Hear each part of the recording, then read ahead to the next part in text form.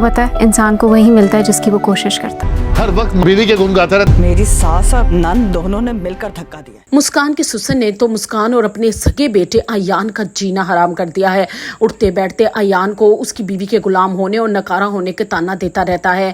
اب مسکان اور ایان کی بھی برداشت سے باہر ہونے لگا ہے. ایان تو اپنی ماں کی بیماری کی خاطر اپنی بیوی کو پھر سے اس گھر میں رکنے کے لیے تیار ہو گیا تھا، لیکن اب اپنے باپ کے تانوں سے مجبور ہو کر وہ اب ارادہ کر لے گا کہ اسے اپنے پیروں پہ خود کھڑا ہونا چاہیے، کیونکہ اس کا باپ اب دن بدن اس کی اور اس کی بیوی کی زندگی مشکل کر رہا ہے. کیونکہ ہر وقت اس کا باپ یہی سناتا رہتا ہے کہ یا تو یہ اپنی بیوی ماں کے پاس ہوتا ہے یا اپنی بیوی کے گنگاتا رہتا ہے اور میرے ٹکڑوں پہ پل رہا ہے اور میرے ٹکڑوں پہ ہی پلے گا، یہ ساری زندگی کچھ نہیں کر سکے گا.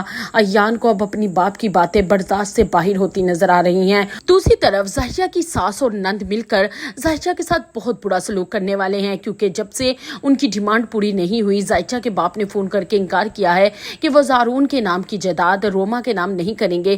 تب سے اس کی ساس اپنی بہو زاہیہ کی اور زیادہ دشمن ہو گئی ہے. اسے دھکے دے کر گھر سے باہر نکال رہی ہوگی کہ وہ بہت برے طریقے سے گر جائے گی اور اس کے ماتھے سے خون آنے لگ جائے گا. اسی ٹائم اس کا شوہر ارحم بھی وہاں پر پہنچ جائے گا اور اپنی ماں اور بہن کو اپنی بیوی کے ساتھ بدسلوکی کرتے دیکھے گا، اور اسے لے کر جب ہاسپٹل جائے گا تو زاہیہ کا بھائی اور باپ بھی ہاسپٹل پہنچیں گے. تو زاہیہ ہوش میں آتے ہی اپنے بھائی سے کہے گی کہ مجھے میری ساس اور نند نے بہت برے طریقے سے دھکا دیا ہے کہ جس کی وجہ سے میری یہ حالت ہوئی ہے.